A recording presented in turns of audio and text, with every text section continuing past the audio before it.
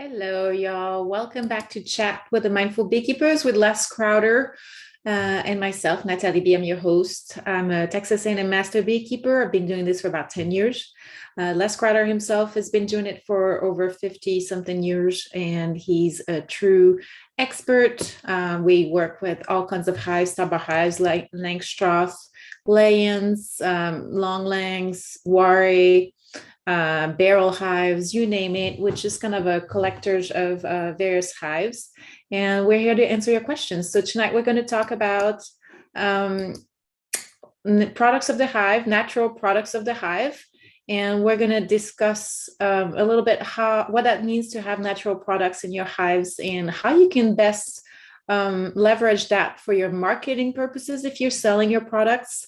And it's not just about honey, it's about a lot of things. So Les Crowder is here with us, and we are thrilled to have him share his expertise. I'm seeing some friends popping up. Brad, it's good to see you. Timothy, Father Tim, it's good to have you on. Ray, Sherry, and people on YouTube as well. So thank you for joining us. And Les, above all, thanks for sharing your expertise tonight. Thank you. Good seeing you, Nathalie. Good to see you. Yeah, today I was trying to help an Australian beekeeper want to convert a Langstroth hive into a top bar hive. And I wanted to look up our website to see if there was any pictures of a conversion. But I got distracted when I looked up the website because something called Be Mindful that says we make honey and we don't strip any sugar from any bees because they don't even have bees. We make all our honey from apples. And I thought, okay, well, that's interesting that they call it honey. I've got nothing against apple syrup. It's probably great stuff. But why do you call it honey? And then they claimed, well, beekeepers strip all the honey from the bees and give them back sugar syrup. Well, there are beekeepers that do something like that, but not very many. Most beekeepers let the bees have honey, and we certainly let them have honey. Now, it's not to say we've never fed them sugar syrup if they were in a bind, but we certainly don't take their honey and give them sugar syrup. And then to say that and have the public thinking honey legally, if you have the word honey on your label, it should be 100% bee-made honey from flowers. And, that's not true in many cases. A lot of the honey is adulterated. But it's just part of that all natural, because it's all natural syrup made from apples. But that's part of the dilemma of the day now. And also then they claim that beekeepers all killed bees and harvest honey, which, some bees may die during harvest, but actually I pride myself on not killing any bees or very few bees when I go through harvest. And that brings me back to when I was a kid. I met the Dalai Lama in Albuquerque, New Mexico. Wow. And he said, somebody asked him if he was vegetarian, and he said no. And they said, oh, you should be vegetarian if you're so mindful of other live sentient beings. He said, yeah, I probably should, but in Tibet, we can't hardly grow a lot of vegetables. It's too cold. And so we ate a lot of meat and dairy products from yak. And besides, I recognize the fact that I can't walk on the sidewalk without killing something. So I don't worry about it. I do my best. So, well, that sounds very sensible. And that's what we do as beekeepers. We do our best. We try to minimize the death of bees when we keep bees. But, we can't help it killing a few bees here and there. We kill a few of ourselves by driving in cars, too. Mm-hmm. But we do our best. And then that brought up the whole issue of oh, I just published an article in my Facebook page about natural products. So now that you can buy probiotics for bees, they're wholly natural, and you can buy mushroom extracts that I trust are pretty well made. Paul Stamets has got a little thing going to help bees with mushroom extracts, and they're probably pretty helpful. But at what point do we call natural products for bees treatments or not treatments? For instance, people might put essential oils in there as a natural product for bees. I've tried essential oils. They're natural. They're not naturally in a beehive, and they were pretty hard on the bees. That killed a fair amount of bees. Now, I may have made them a bit strong, or it's hard to say, but there's a lot of things that we call natural. We're just incessant tinkerers, and we want to tinker all the time with the bee and with all kinds of creatures. And then that's how we learn. That's how we take things apart. It's just like a kid with a wind-up alarm clock. I remember taking an alarm clock apart, the wind-up job, and not being able to get it back together, going to my grandpa. He showed me how to put it back together, and it was tick-tocking, and the alarm worked. And then I finally got to where I could take it apart and put it back together very regularly, and I finally figured it out. And that's what we're doing with the biology of the planet. But we do have to be careful because lives are involved on the grand scale.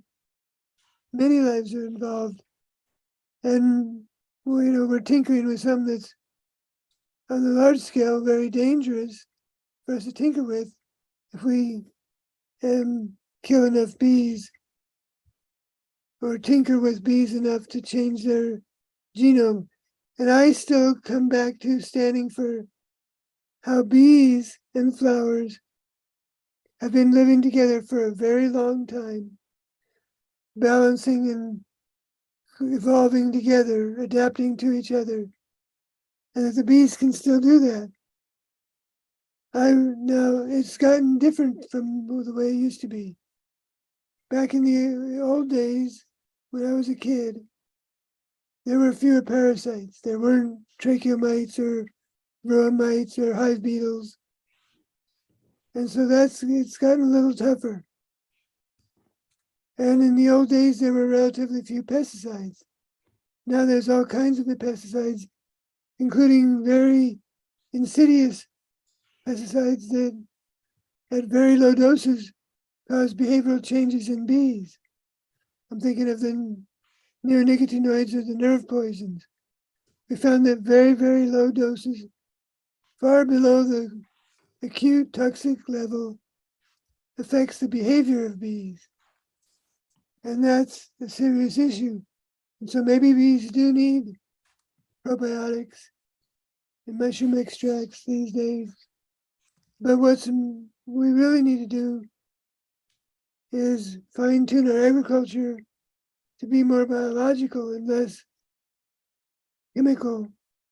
And we need to find ways to raise our food and use biology. One of the things that we found is that tiny little braconid wasps that are almost microscopic. I mean, they are tiny little wasps. They are in decline, in great decline, because of our pesticide use. And they're trying to help us. They're predators of aphids in those little tiny wasps that if we would, instead of using pesticides to kill the aphids, could we find ways to enhance the population of those wasps and grow those wasps and then populate them more and more through our fields? We can, for instance, in rapeseed and brassicas, like the broccoli, Brussels sprouts, those crops get heavily damaged by aphids and get heavily sprayed for aphids. And the problem with rape is that, or canola oil, that's a huge bee resource until it gets sprayed, and then it's a huge bee trap. And it's not just honeybees, it's all the wasps and the native bees who really enjoy those flowers until they become toxic. And then they become a huge attractant that kills millions of bees. So we've got to find ways to enhance, and there is a wasp that will kill those little tiny aphids. And it just needs to get in a balance where the wasps and the aphids are in a good balance. And there are people pursuing that in the universities.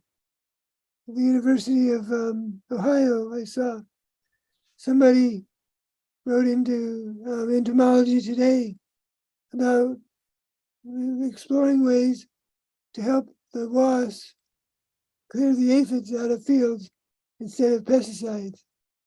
Now, interestingly enough, diesel smoke terribly impacts the wasp. So it's a very complicated picture. Diesel smoke being pretty hard to stop if you use your tractor very much. But if you don't have to use your tractor very much, you don't need much diesel smoke. But that leads us back to, can we use, and the thing is, tractors do not lend themselves to electric lithium battery production because they need to have tremendous amounts of power for long periods of time. Once you start a tractor, for instance, harvesting wheat, that tractor runs 48, 76 hours straight, just getting fuel and getting right back to the field because the field's got to be harvested in time. That can't be done with lithium batteries. So that's a complication in agriculture, but maybe we can do it with hydrogen fuel cells. But it becomes a complicated issue. But I feel like we're coming to the nexus of all of those issues right about now. We're coming to the end of pesticide use, the end of diesel use. We're finding alternatives, and it's just in the nick of time. But we as beekeepers have been doing our share to make sure that we don't need as many products as possible. Certainly we don't need toxic chemistry in the beehive. And I question even the need to use these so-called natural products because that just interferes with the bees and the flowers developing a natural adaptation to the natural world as it is. So this is like a lot to unpack, by the way. We're going from natural into basically that being the premise to talk about things like biological and balance, even when we were looking for, the way to have make biological controls of some of the pests that are out there. And we can do the same with our beehives. So what we put into our beehives matters, first because of what's happening in the environment, but also what we put in there compounds it. And we'll talk in a little bit about the products of the hives that are also affected by the things that we put in our beehives, in addition to the environmental pesticides. But basically what I think is happening is that natural gets hijacked as a term that applies to everything, to give it a clean slate, basically, or basically pretending that it's all good and non-toxic. Organic is another term that's being used in the United States for that purpose, such as the organic acids that we use to treat our beehives for example, or the essential oils that are considered more natural. It's important to remember that organic in the context of beekeeping doesn't necessarily mean non-toxic. It means that it's a chemistry term that is representing substances that are, I think, have a carbon atom and a hydrogen atom. I forget what the chemistry composition is, but things like the toxic component of Agent Orange is organic. DDT is organic. There's a lot of very toxic things that are organic per chemistry terms.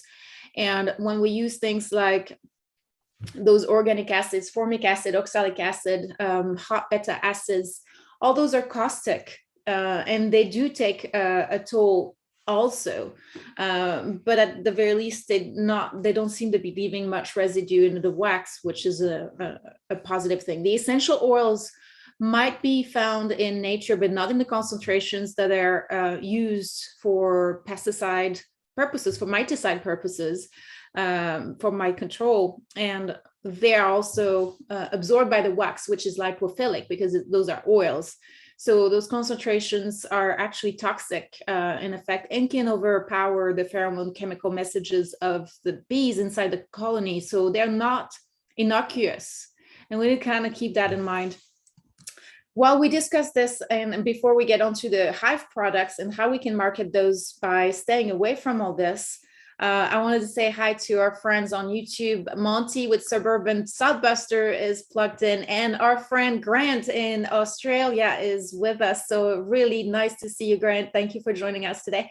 And we have also James here in Texas, and Terrace, our friend, is also here in Texas. And then we got a few more that dialed in onto Zoom as well. So I want to remind you that if you have questions, we're here to help you answer those and get Les's insight on some of those, so that hopefully this is bringing value to you. So use your chat window or your comments on the YouTube videos, and then we can help you out with that. So with that in mind, Richard said ricin is both organic and natural, but it's a highly toxic. I think it's a neurotoxin, actually. It's very poisonous, basically. So just keep that in mind when we talk about organic treatments. And Les is very right when he mentions what's going on with people that are too dogmatic with some of those, don't eat honey, don't do beekeeping, it's bad for them.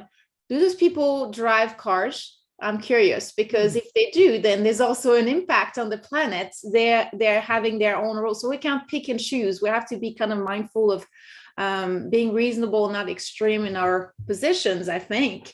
We do try, to your point, Les, to not put anything in the beehives that the bees wouldn't otherwise put it in the concentrations that it would use, right? Right. And by, when we talk treatment-free beekeeping, that's kind of the idea.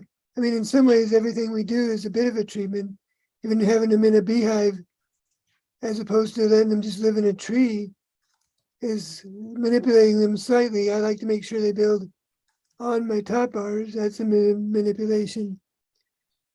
But it's very minor. At least they're just still living in a box and building their own comb. And they're pretty much living their life as they would live it, with or without me. I'm just along for the ride, and I'm watching them, and occasionally making a change, like if they get ready to swarm, saying, let's just swarm a little bit early in my box, rather than me say goodbye, and we hope they find a good place somewhere else. So, but when you start putting stuff in the beehive to change things, that's when you start getting, like I've tried essential oils. I tried formic acid. The bees came out rubbing their eyes. I felt like, no, this is not good for the bees. This was back in the early days of the mites, and the mites were just killing all the bees. And I was trying different things. And now when I finally tried the Russian bees back in the, I guess it was the 90s or 2000s, that's when I finally realized, okay, I don't need to put anything in the beehive the bees and the mites are getting under control. I think the mites killed themselves off, and we had a better batch of mites, and then the bees were more grooming oriented and better at resisting the mites. So things were getting more into balance. And that's where we need nature. Nature's been doing that for millions of years. And nature can do that without us. As a matter of fact, may insist on doing it without us. If we keep unbalancing everything, we're actually poisoning ourselves. We have much higher rates of chronic diseases now with a lot of the chemicals in the food that we've been producing, cancer, diabetes, irritable bowel syndrome, Crohn's disease, all these autoimmune diseases, that we're poisoning ourselves. And so nature will do without us. And nature can find that balance. And nature is, one thing I like about what Paul Stamets says is that he thinks there's a sentience to nature. And I tend to agree that there seems to be we're all part of this biological biosphere. And we need to recognize that the other members of the biosphere deserve respect. Not that they're equals or whatever, but bees, trees communicate, they respond to the environment. What's to say they're not sentient and deserving of respect? Now we can still use them, we can still make paper, we can still eat meat, but let's treat our fellow creatures with all due respect. And I think that would reduce the amount of poison that we use and help us to recognize that we're poisoning ourselves whenever we poison our enemies. I put enemies in quotation marks because we look at an enemy out of fear. We see the mite and we fear it's going to kill our bees. Then we hate the enemy. Then we want to kill the enemy. Then we look for a good poison to kill the enemy with, that it won't poison the bees too badly. And that's what we've been doing for a long time. Problem is that the hate of the enemy doesn't kill the enemy. Often it strengthens the enemy. They become resistant to malathion or DDT or coumaphos or fluvalinate or whatever. And we actually strengthen the enemy instead of breeding with the enemy and in this case, the bee and the mite, and getting a mite that's slower and a bee that's more mite resistant, and come back into a natural balance without input of toxic chemistry. Yep. So I've got Richard's asking, how does formic acid, oxalic acid, and so on and so forth, those organic acids we were talking about, quote unquote, organic, kill the mites? What is the mechanism? Does it poison them, gum up their feet, I've read, or give them COVID? And by the way, I want to say hi to Bruce on YouTube, Swarmstead Bees and Gardening. Thank you for joining us, my friend. We're glad to have you as well. Thanks. Les, what do you think of those? I think it's caustic, but it's mostly kind of like messing with their feet and potentially with some protein synthesis in the mites. What is your take? And the thing is, formic acid and oxalic acid are both very toxic to people at the right concentration too. Oxalic acid, by the way, can be found in rhubarb, particularly in the leaves of rhubarb. And some rhubarb is fairly toxic if you're not careful with it or if you overeat it. And so the oxalic, when you put formic acid in a beehive and volatilize it, it literally can burn the breathing apparatus of a mite with an acid burn. It's pretty strong. And the bees come out rubbing their eyes, and I'm sure it affects their trachea as well. And then it acidifies their hemolymph for their blood. And so then that interferes with all their enzyme pathways when they get too acid of a pH. So they may be called organic and they may occur naturally, but nowhere near the concentration. There's a very slight amount of formic acid in bee venom. There's more in ant venom, but it's very, very low, nowhere near the amount that would kill a mite. Everything that we treat mites with has to be toxic enough to kill the mites. If it's toxic enough to kill the mites, it can't be good for the bee. See that causticity and that the way it impacts the protein and the detoxification enzymes, that's also some of the aspects of formic acid. We don't really know exactly how those work, but yeah, to your point, Les, those are very harsh on the bees themselves. I mean, this, you see a lot of dead bees, you see some impact on the queen, it's just kind of not, there's a trade-off basically. And every intervention that we take on trying to limit the population of the pest is going to have a trade-off. We're going to just kind of make our bees pay the bill, potentially even contaminate our products. But also we fail to see that we're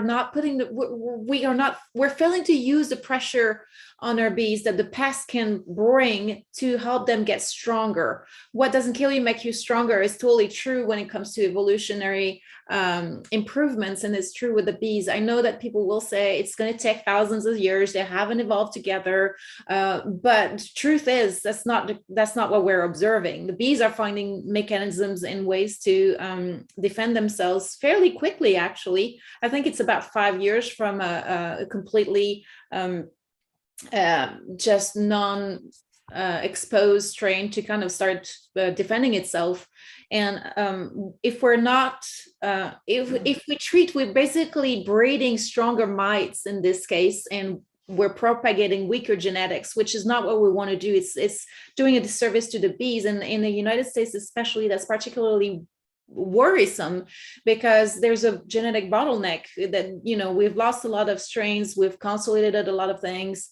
Only 4 major queen breeders are providing queens for our commercial beekeepers on average. There's 4 large ones that are doing it.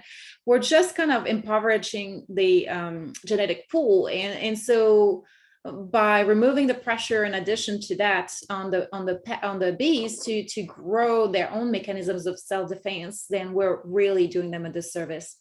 I want to wish Father Tim, our friend, prompt recovery. He says he's got COVID, so it's no fun. Thank you for joining us nonetheless. Let me see what I've got on here. I've got some other questions. I had COVID and it's no fun. No fun. And I see he's drinking rhubarb tea and oxalic acid and rhubarb. I love rhubarb pie. It was one of my favorites. But in the right amount, and it's not overly toxic, but you can overdo rhubarb and it is toxic. So you just have to be careful. Yes. So thank you for that. And I want to mention Bruce from Swarmstead Bees and Gardening was saying winter came on strong there today.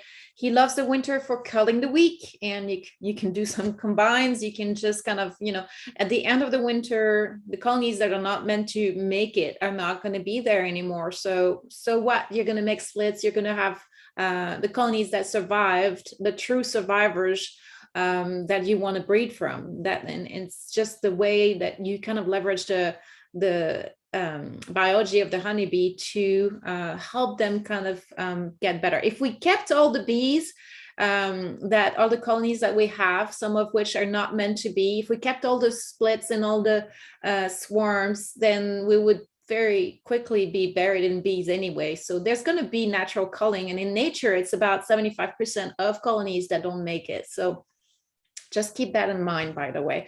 We're all so bent on keeping all those bees alive. They're not all meant to make it. And it's especially true if you're keeping bees. Well, okay, so let me take one step back. If you're keeping Italian bees from that are treated, that are from commercial stock, if you don't treat them, those bees are going to die and they're going to crash, and they're going to just send, a lot of problems out there, and including if, by the way, if they do survive, the mites that they have are the strongest one that are going to contaminate other colonies with preventing them from basically getting strong naturally and without any help. So just keep that in mind. If you want to do treatment free, like we call it, or what I prefer to call biological beekeeping, really, because it's more representative of leveraging the biology of the superorganism, then you're better off using swarms that you can,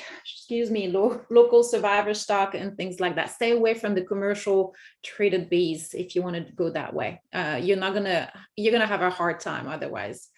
Monty with Suburban Sodbuster says, I watched a lecture discussing the necessity, quote unquote, of treatments. The presenter mentioned that their treatments do often kill large numbers of bees and sometimes queens, but so no problems with that. Again, that's that trade-off that we're talking about, right, Les? Right, and I've been hearing people tell me I have to treat my bees with antibiotics. I have to treat my bees with miticides, or I'm spreading disease and mites and so forth for about 50 years. And I've never believed it. And many people all over the planet are keeping bees without miticides or antibiotics or any of that. And they're successfully keeping bees.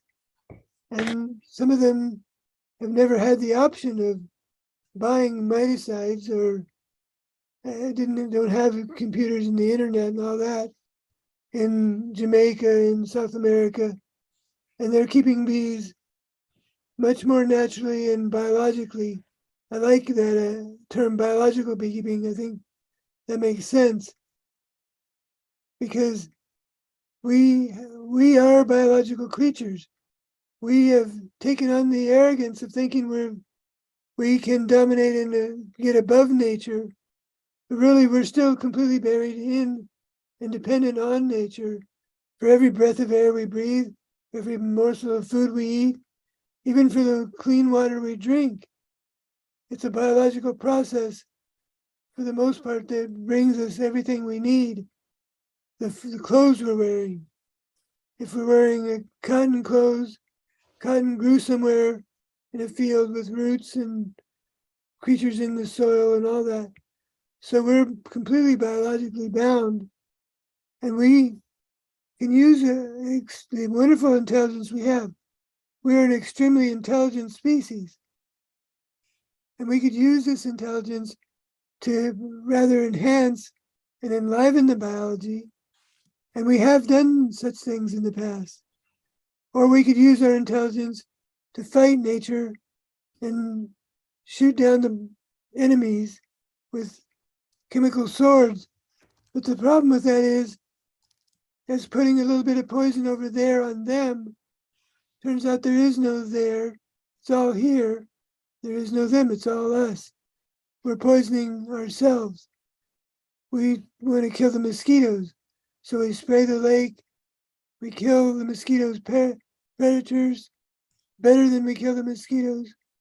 Now that we've got contaminated water, what are we going to drink or irrigate with or wash our bodies with? Well, we just contaminated the water we're going to bathe in. Mm-hmm. And that was dumb. Okay. When we can be raising damselflies and dragonflies and not be raising hardly any mosquitoes.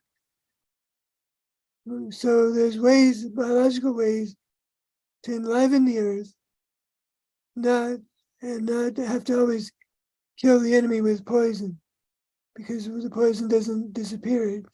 Here we are, buried in it. So the problem comes from the fact that we think in tiny little compartmentalized boxes, and we don't think holistically.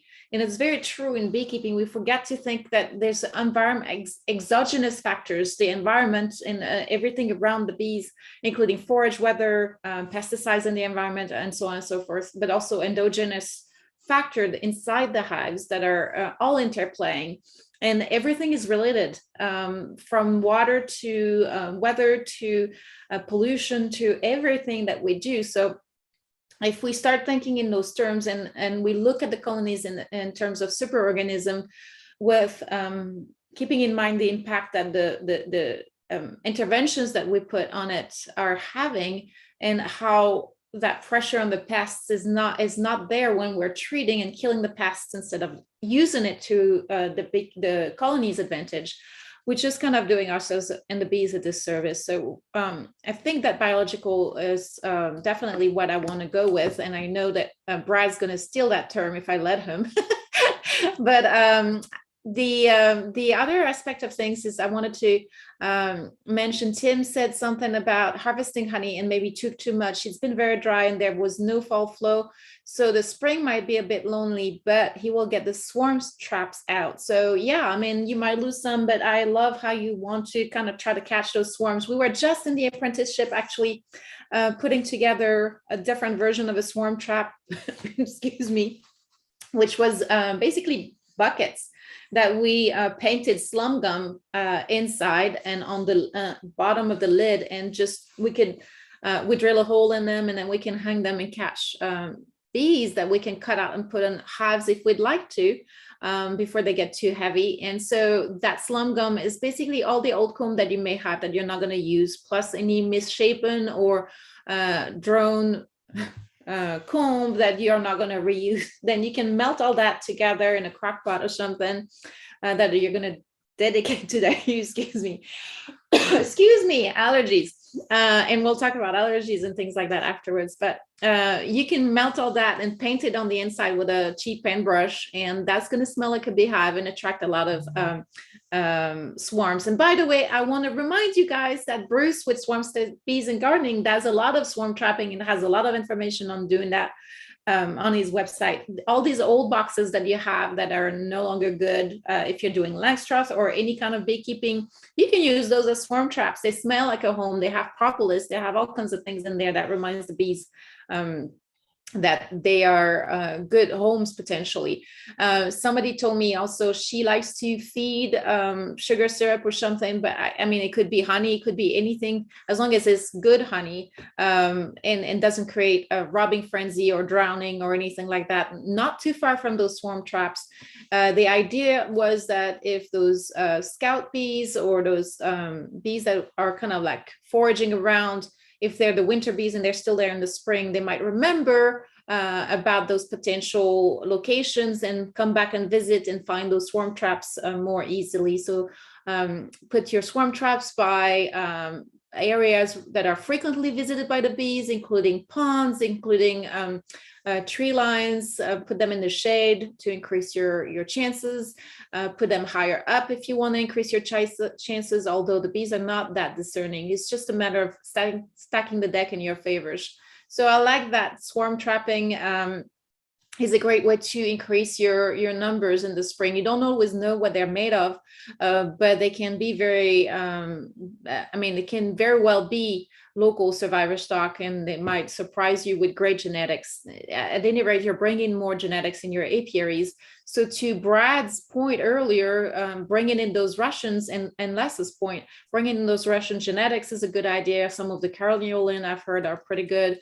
You want to kind of maybe potentially exchange some bees with somebody that's like, you know, maybe in the same state. So it's the same type of weather and forage, but you can kind of increase the genetic diversity by exchanging queens or colonies with somebody else that you know is doing biological beekeeping, and that can help with that as well.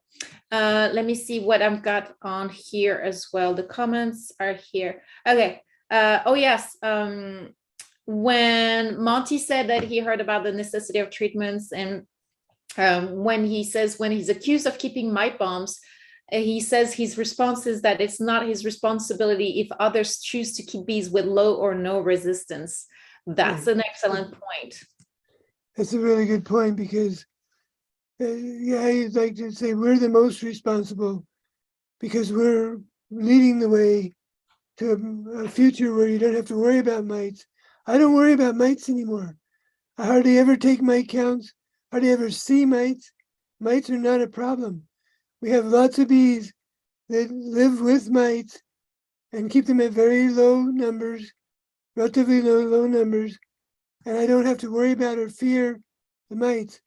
All of our hate of mites comes from fear that they're going to kill our bees, And the bees are totally capable of handling the mites these days. Many bees all over much of the world. And that just frees you up from having to worry about it. And we are leading the way to the future. The future isn't more toxicity and admitting, yeah, we kill some bees and sometimes we kill the queen, but that's what you got to do. That's ridiculous. You're not supposed to, we're supposed to treat the bees with respect, and we don't have to put poison in the beehive and then wonder what's the matter with the bees. Well, if we didn't poison them, at least then we could take ourselves off the list and put whatever else is on the list. As it is, bees are already subjected to too many pesticides outside the beehive.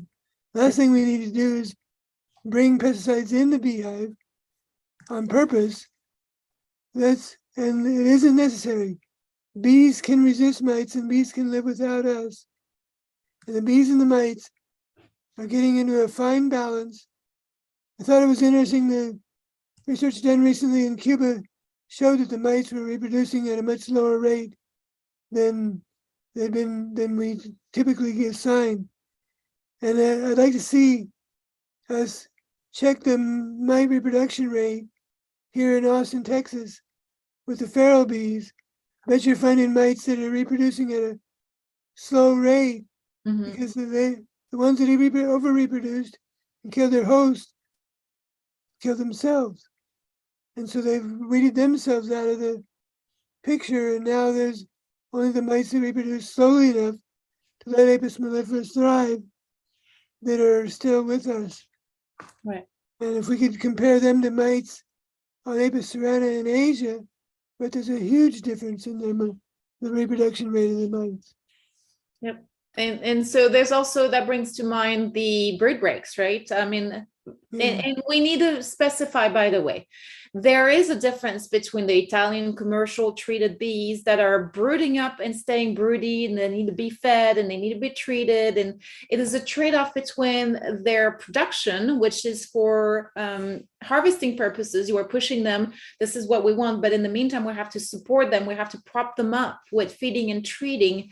And so that trade-off, health versus production, is very much so present here. When you're doing local survivor stock, you're not necessarily, they're more adapted to the local cycles of weather and forage. So they're not going to stay broody the entire year, which means that they're going to get those brood breaks, which means that this is going to negatively impact the increase in population of mites, which basically that's how the bees naturally control that's their cleansing cycle, right? So when we are keeping them broody the entire year by feeding them, we're creating mite bombs in effect. That's why they have to treat their bees. And if you don't treat those bees, yes, they're going to be, casting, they're going to crash, and they're going to cast a lot of those nasty mites everywhere. So I hear people saying, you should not just do nothing, but it really should be a lot more nuanced than that, because it's not all bees are created equal.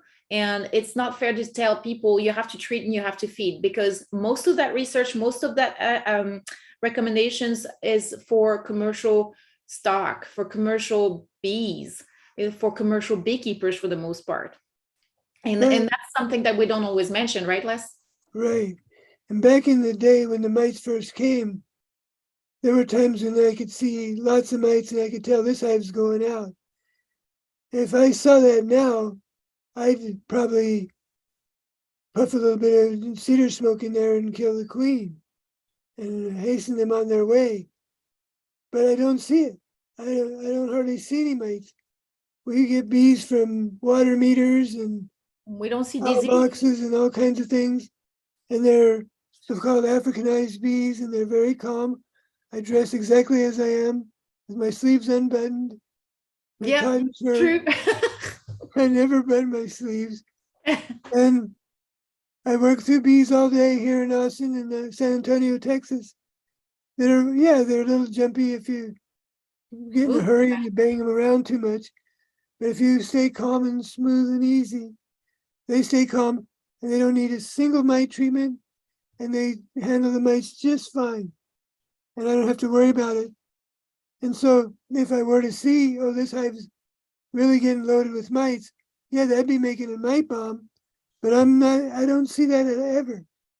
I haven't used anything for mites in 20 years.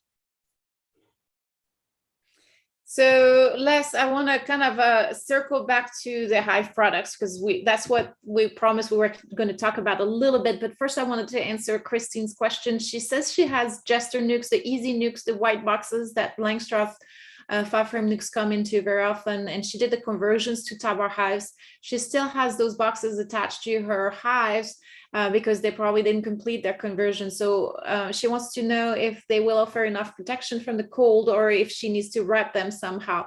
And before you jump in, I wanted to make sure she knows that if you are to leave them on, it's better with larger colonies that are more solid, that are going to better be able to that are more regulate throughout the hive. Also the bees don't heat the cavity, they just don't, and so as long as there's no air and draft, if you have thermal mass in the where the nest is, which is hopefully in a Tabar hive, then that's not really necessarily an issue. But still, tape all the holes around and potentially consider wrapping it in what we call Reflectix. That's one of those like silver foil bubble wrap that you can wrap around. That's going to cut on the draft. That's going to bring some a little bit of insulation, but mostly it's just going to kind of prevent more draft getting into the box, and tape it up really good. But if they are mostly in the top bar and there's not really any brood left into the Langstroth, I would remove the Langstroth frames as long as they have enough food into the top bar and close that back as a regular top bar. If most of the nest is into the Langstroth and there's not really anything but a little bit of food in the top bar, then just put them in a thick 5-frame Langstroth nuke to overwinter in place on top of that hive, and try that conversion again in the spring when the nectar flow comes back. Sometimes they haven't had enough honey to expand into the top bar. They got installed after the nectar flow came in, and that's kind of potentially issue with those horizontal conversions. What are your thoughts on that, Les? Well, this time of the year, now that we finally got our cold snap and winter is really here, it's too late to really like move them and convert them if they haven't converted themselves. There isn't 6 or 8 pretty good combs in the top bar section. Yeah, I would probably just leave everything the way it is, wrap it as good as I could, maybe throw a little insulation over the top bars and over the top of the plastic box, and then tape it up like you said. Make sure there's no drafts, a little tiny entrance for them to come and go, and hope for the best. And hopefully they come through fine in the spring. And like a lot of us started those conversions kind of late in the honey flow, and some of them took off and did fine in the top bar section, but some hardly did anything in the top bar section.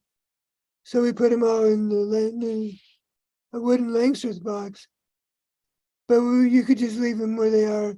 It's getting too cold to do much with them. Now, there'll be some warm days. You just want to make sure they have enough honey, that they have something to eat so that they can keep warm. And it won't be long before the days start getting longer, and another month and a little over a month, the days will be getting longer. And in a few more months, there'll be some spring-like flowers around. So our winters are pretty short here. Right. And then don't forget, if they don't have any brood, then that's better because they don't need to keep that brood's nest warm, right? So their energetic demand is much lower when they don't have any brood in the colony. And at that point, if you do have a little bit of brood, then having that honey on both sides of that brood's nest is going to be partly your insulation for that colony. So like Les mentioned, the top of the colony is what you want to just kind of have that, some of that Reflectix, some of that insulation with the silver foil that's reflecting the heat back onto the cluster to avoid wasting energy and consuming too much honey. But the temperature itself bees can survive in very low temperature as long as there's no draft, and especially if there's no brood, that's even easier for them to do. We have overwintered some of those easy nukes conversion colonies last year. That was our first year trying to do that, and they didn't have any problems. So there's something to keep in mind. And also those Langstroth nukes, the easy white corrugated plastic, provides a certain level of insulation because there's air trapped in that corrugated plastic. So just put something to avoid draft, and maybe, you know, something on top, and a blanket maybe on top to kind of keep the heat right there on top of the nest, and then that should work out. So she says thank you. And Timothy said when he went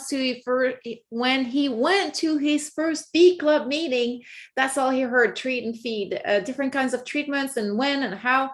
I didn't even know that was treatment-free beekeeping. He bought the oxalic acid stuff but never used it.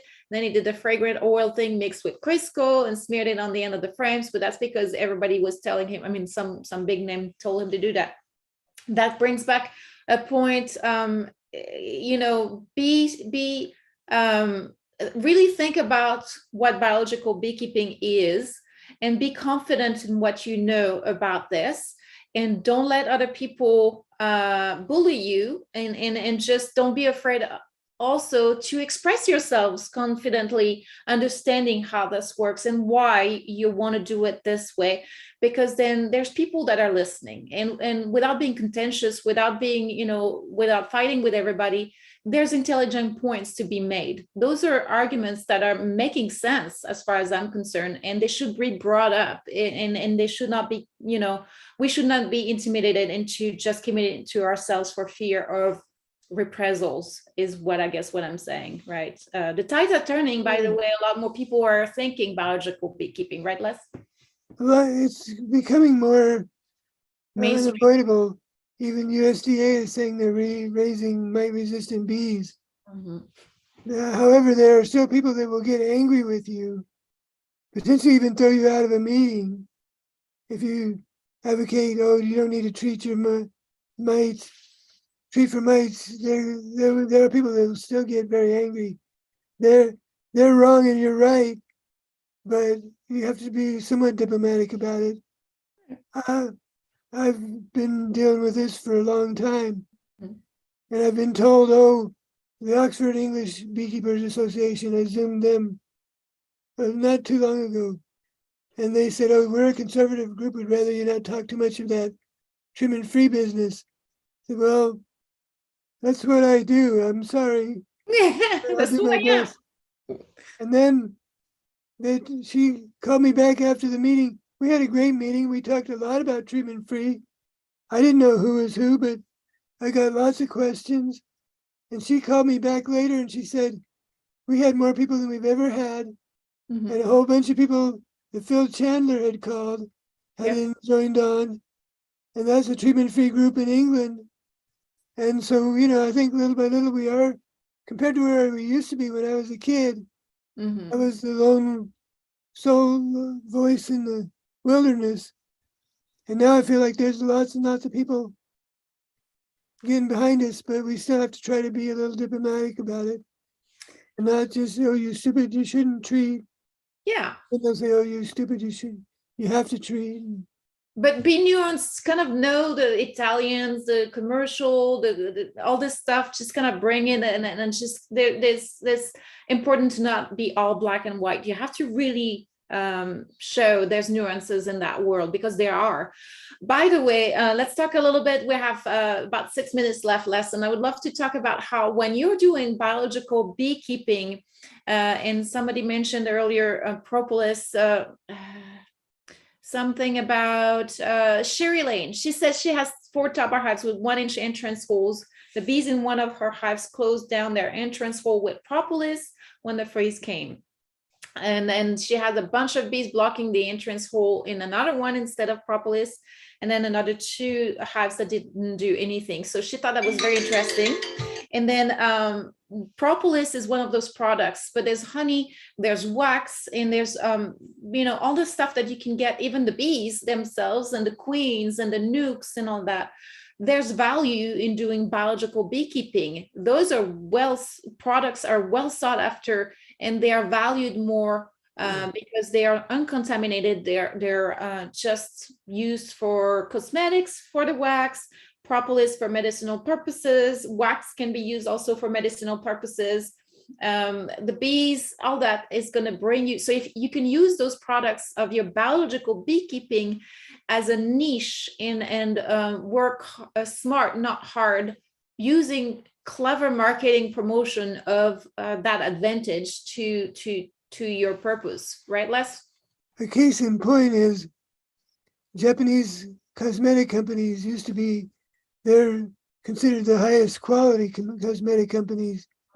And they used to buy American beeswax rather than say propolis. I mean, paraffin or whatever from oil. So that was considered a sign of high quality.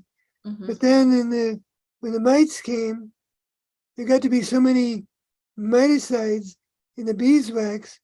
The beeswax was toxic to the bees. Well, how much of that do you want in your lip balm?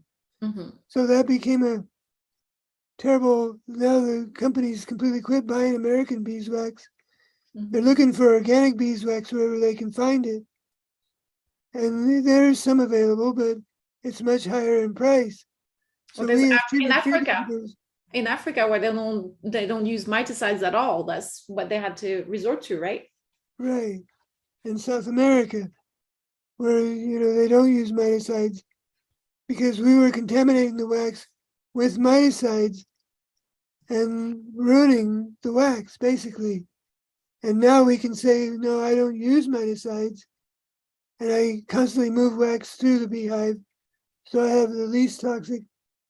I mean, we can get it tested, but I can verify that I certainly haven't put anything in the beehive to toxify the wax. So this is what I want to, like if I make lip balm for my granddaughters, I'm going to make it out of the wax that I've made, that I've melted from my own solar wax melter for the bees that we control, because I know that there's no miticides in it. And herbalists know that. So find your local herbalist and let them know you have beeswax that is from treatment-free bees. They'd be happy to hear about it and buy it at a good price. All the poison that we put in the beehive is going to come out of the beehive in the products that we produce, whether that be honey, beeswax, whether we make propolis tinctures.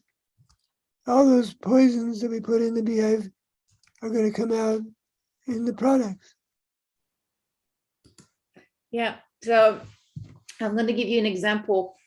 This is what's left over of pollen, bee bread, basically in honey from Dr. Sharashkin and with the horizontalhive.com. He sells that little jar that's mixed bee bread and honey for $80. So if you market your stuff properly and you do quote the reasons, like he doesn't feed sugar syrup, he doesn't, there's enough space around him that he's not getting contamination, and so on and so forth. So you can actually leverage that to a high degree of profit for yourself if that's what you're doing. Basically not over harvesting your colonies and still making a good living out of it if that's what you want to do. So just keep that in mind. Timothy said, I think Bruce Rodriguez said that maybe we create mite bombs, but others could be said to be creating weak drone bombs. So that's funny because on my Beekeeping 101 slides and a lot of my integrated pest management slides, I have the mite bomb logo, and then I deleted the mite bomb and I said treated drone bombs. And it's like, if you're going to use scare tactics with the mite bombs, like the big bad wolf, then I'm going to say, well, okay, let me be extreme as well. But what you're getting here is that you've got colonies that are treated whose drones semen is not as valuable and disproportionately will contribute to higher levels of your Queen Spermatheca. making her less well mated and having more unviable, basically shooting some blank or some bad eggs out there. So just gonna keep that in mind. That's not just one way here. And but going back to the products, I just want to tell you, yes, make sure, yes, treated queens lay last fruit as well, but make sure that you leverage your advantage of having biologically managed colonies or organically managed colonies. You cannot say in the US that you have organic honey, but I used to say I have organically managed colonies of bees, because I don't put anything in them, right, Les? Right, and I was involved with the early days of organic certification.